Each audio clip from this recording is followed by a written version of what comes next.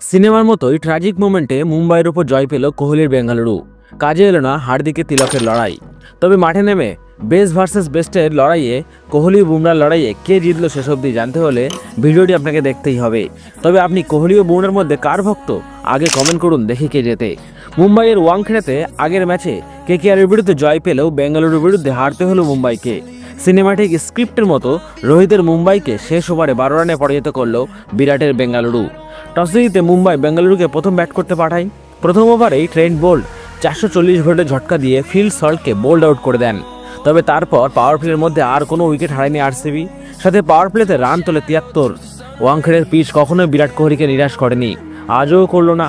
42 বলে 67 রানের ইনিংস খেললেন তিনি।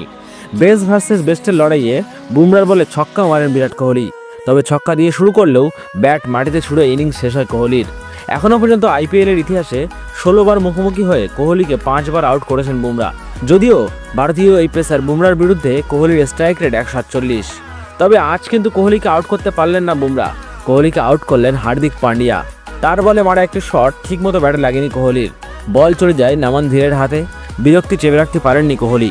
সাজঘরে ফেরার সময় আছাড় মারেন ব্যাট এবং ছুড়ে ফেলেন গ্লাভস। কোহলি আউট হলেও আরসিবির হাল ধরেন ক্যাপ্টেন রজত পাতিদার।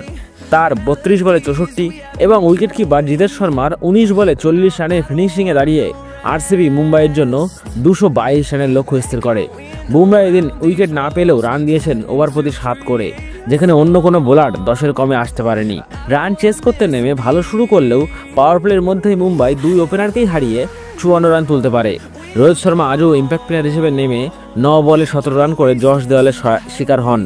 মাঝে মাঝে উইকেট পড়লেও শেষ চেষ্টা করেন তিলক বর্মা ও ক্যাপ্টেন হার্দিক পান্ডিয়া।